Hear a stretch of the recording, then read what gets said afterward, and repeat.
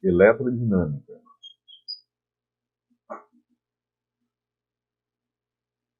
Eletrodinâmica é o estudo das cargas elétricas em movimento.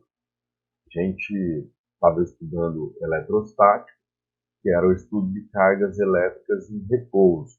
Agora, vamos estudar, então, a segunda parte do eletromagnetismo, que a gente chama de eletrodinâmica. Para estudarmos eletrodinâmica, nós teremos que entender o conceito de gerador elétrico.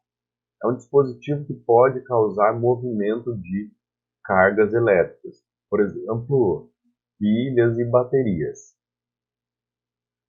Aqui nós temos representado uma bateria. Ela tem o formato da bateria de um carro, mas poderia ser uma pilha também. Temos dois polos nessa pilha, ou nessa bateria, o polo positivo e o polo negativo. Nós vamos então montar um circuito elétrico com esse gerador. Para isso, nós vamos pegar um pedaço de metal, por exemplo, um condutor. E aí então vamos ligar esse condutor nos polos da pilha ou da bateria. E com isso temos um circuito elétrico onde teremos movimento de elétrons, movimento de cargas elétricas. Aqui os elétrons saem do polo negativo e migram para o polo positivo, atravessando o condutor. É isso que eu quero estudar com vocês agora. O símbolo de gerador elétrico é esse aqui, ó. Uma barrinha maior e mais fininha, que representa o polo positivo, e uma barrinha menor e um pouco mais espessa, que representa o polo negativo. Nós podemos também ver essa outra representação aqui. É a mesma coisa, tá? Ambos representam o gerador elétrico. Temos aqui então um circuito elétrico. Nós vamos sempre dividir o circuito elétrico entre parte externa e parte interna do gerador, ok? Então aqui eu tenho um gerador, polo negativo, eu tenho vários elétrons aglomerados aqui, polo positivo, eu tenho vários prótons aglomerados aqui, e aí então os elétrons, já que eles têm um caminho para percorrer até chegar aqui no polo positivo, eles vão percorrer então esse fio, atravessando o condutor e chegando lá no polo positivo. Ah, professor, mas como é que esse potencial aqui ele vai se manter sempre negativo e esse aqui vai se manter positivo? Lembra que numa pilha acontecem as reações de oxidação e redução? Então, essas reações forçam elétrons a migrarem do polo positivo para o polo negativo aqui no circuito interno. Então lembre, no circuito externo, os elétrons migram do negativo para o positivo e no circuito interno do gerador, do positivo para o negativo, ok? Esse movimento aqui dentro ele é forçado, já o movimento na parte de fora ele é espontâneo. Sentido convencional da corrente elétrica é do mais para o menos. O contrário que nós estamos vendo aqui, pessoal, é oposto ao movimento dos elétrons. Então, aqui nós temos o circuito onde os elétrons migram do negativo para o positivo, mas nós vamos utilizar o sentido contrário, nós vamos utilizar o sentido convencional da corrente elétrica, que é do mais para o menos. Então, nós podemos dizer que a corrente elétrica flui nesse sentido aqui, nesse caso, o sentido horário.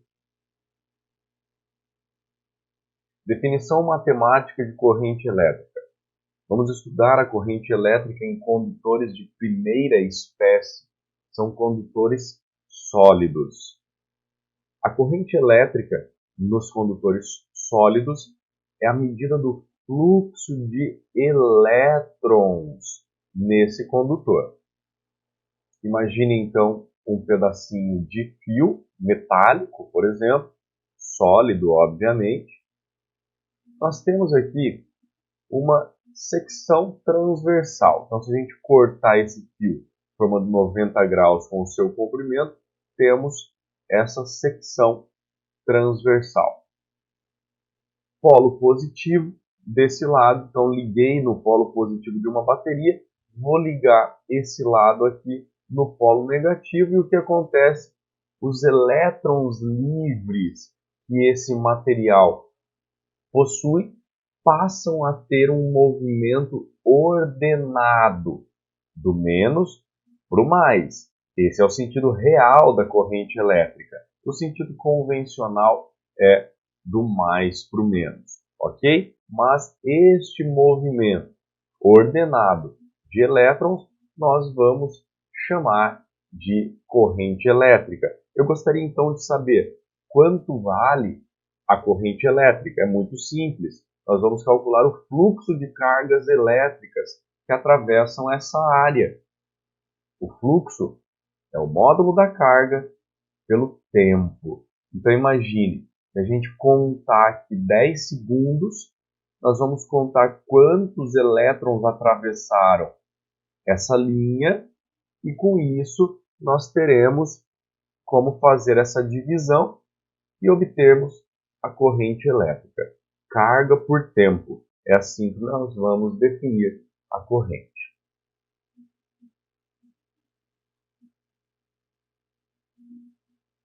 Unidade.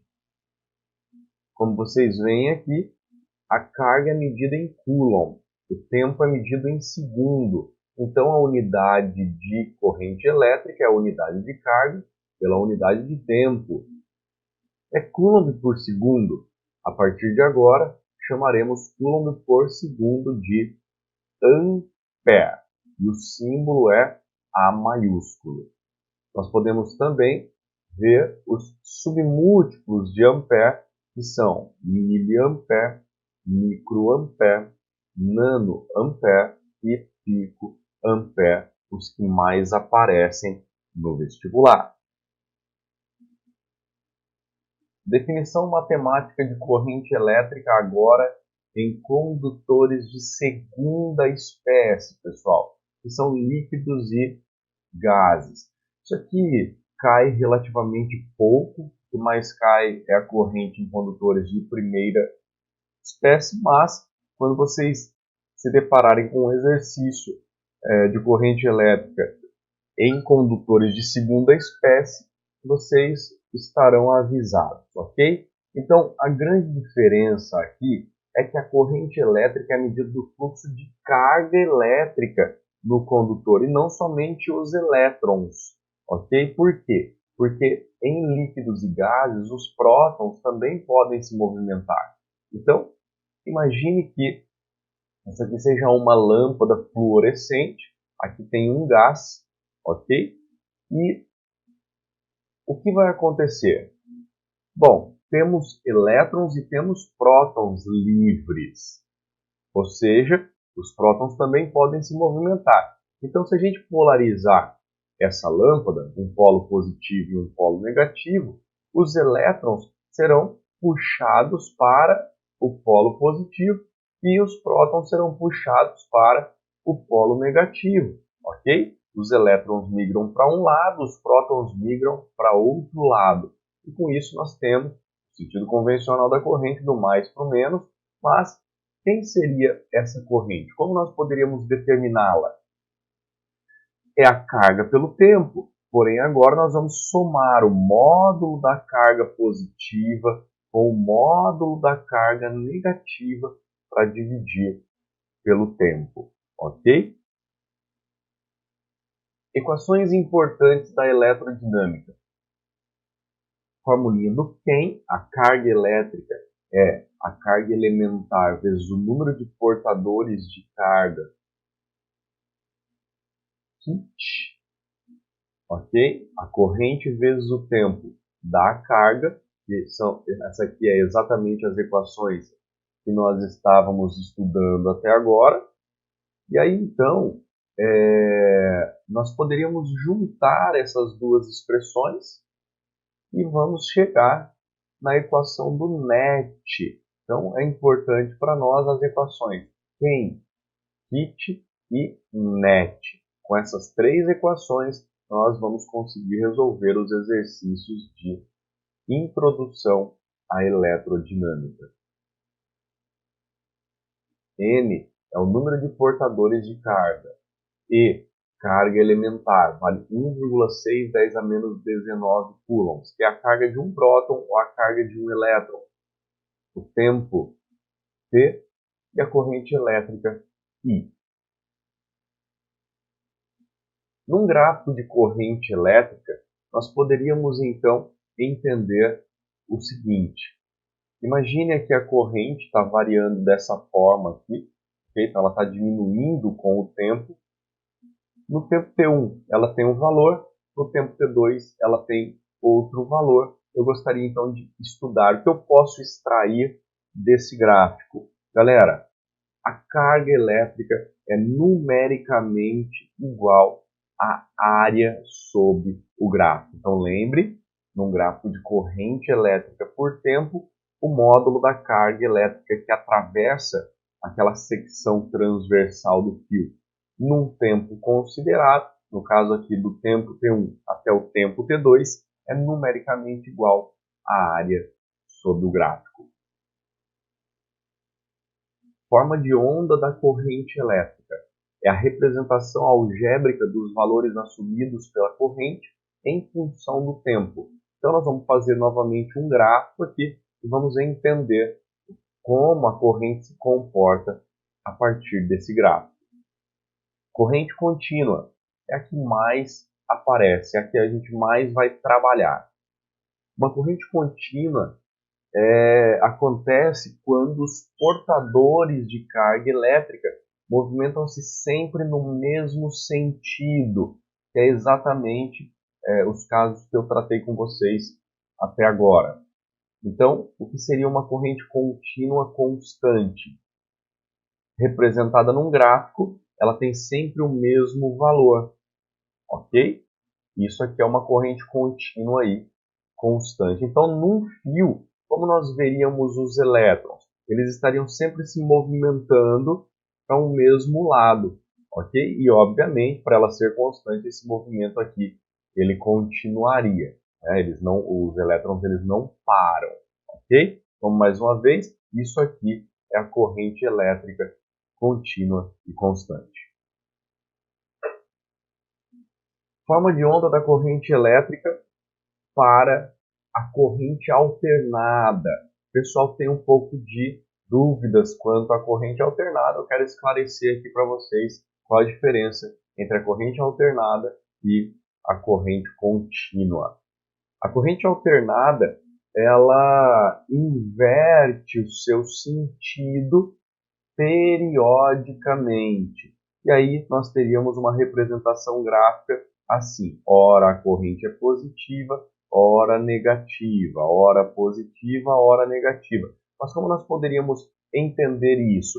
Os elétrons no fio, eles migram para a direita e depois para a esquerda, para a direita e para a esquerda. Eles ficam oscilando aqui no fio. Veja só, isso seria uma corrente elétrica alternada, ok? Elétron vai para a direita, volta para a esquerda, vai para a direita, volta para a esquerda, e no Brasil a corrente elétrica alternada inverte o sentido a uma frequência de 60 Hz. O que é isso? 60 vezes a cada segundo. Então, é muito mais rápido que o movimento que eu mostrei aqui para vocês, ok? Mas essa aqui também não deixa de ser uma corrente alternada.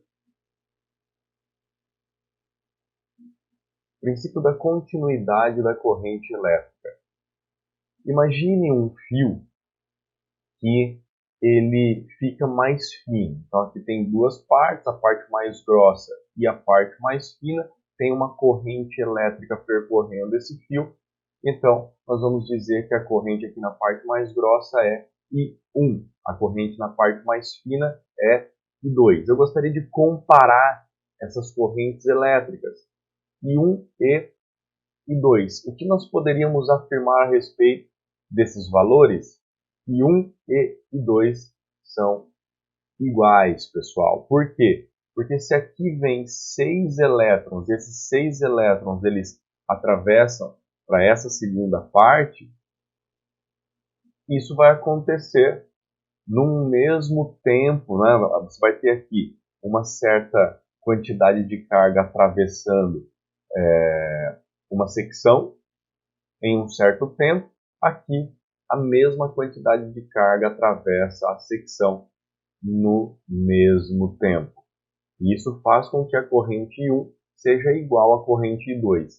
Não pode sumir um elétron daqui para cá, pessoal. Por isso, as correntes são sempre iguais. E se nós tivermos uma situação em que o fio se transforma em 2, nós temos aqui na primeira parte uma corrente I1, aqui uma corrente I2 e aqui uma corrente I3. O que nós podemos afirmar é que a corrente I1 é a I2 mais a corrente I3. Ok? Sempre, sempre, sempre. Esse é o princípio da conservação da carga elétrica. Não aparece e nem somem cargas elétricas. Ok? Bom, com isso nós podemos perceber o seguinte: o somatório das correntes que chegam em um nó, que seria o ponto de união aqui desses 3 fios, é igual ao somatório das correntes que saem desse mesmo nó.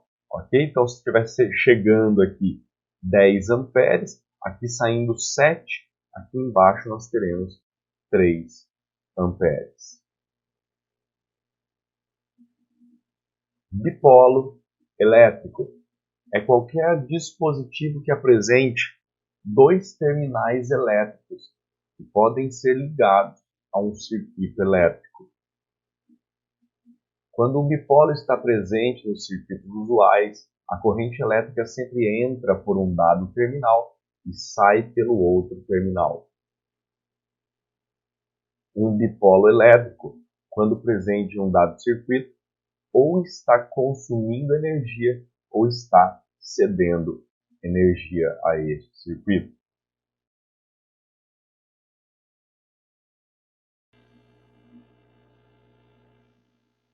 Exemplos de dipolos são resistores, lâmpadas, geradores em geral, ferro de passar roupa, entre outros.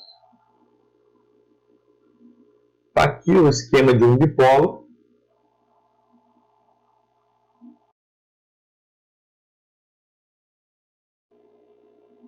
Temos aqui os terminais do dipolo. Então, esse símbolo aqui pode representar qualquer um desses elementos que eu citei para vocês. Nós vamos ligar esses terminais na bateria, por exemplo, ou em outro componente. Por exemplo, essa situação. Eu liguei aqui um dipolo em um gerador. Esse gerador vai fornecer uma diferença de potencial para o dipolo, e com isso nós teremos uma corrente elétrica que do mais sai atravessando o dipolo. Então vai ter aqui uma certa quantidade de elétrons seguindo por esse componente. Por exemplo, isso aqui pode ser um resistor, e se for um resistor, a função dele é esquentar. Então, à medida que esses elétrons vão atravessando aqui o resistor, aparece aqui calor, ele esquenta. Nós chamamos esse efeito, a transformação de energia elétrica em calor, de efeito Joule. E com isso, nós podemos perceber que se há uma transformação de energia, nós temos uma potência envolvida. Eu vou chamar isso aqui de potência elétrica e eu quero determinar a potência elétrica. Lembrando que o trabalho da força elétrica é QU e a potência é energia por tempo, nós poderíamos então obter essa potência fazendo trabalho pelo tempo. O trabalho é QU, QU pelo tempo. Lembra que carga pelo tempo é a corrente elétrica? Então, se eu trocar aqui no lugar de Q por ΔT o I, nós chegamos na formulinha da potência elétrica, que é a formulinha do π, ok? Com a fórmula do π, nós podemos determinar a potência elétrica. Unidade. Potência medida em watt, que é joule por segundo. Ok? Então, dessa formulinha aqui, você lembra que a energia é joule, o tempo é segundo, joule por segundo dá watt. Consumo de energia.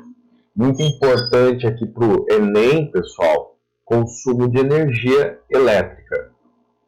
Cai muito, então a energia é a potência vezes o tempo. Eu costumo lembrar dessa formulinha como sendo a formulinha do empate, ok?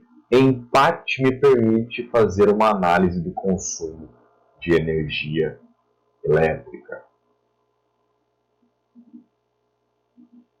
N é a energia consumida pelo aparelho, P é a potência elétrica do aparelho e o tempo é o ΔT, tempo de utilização do aparelho.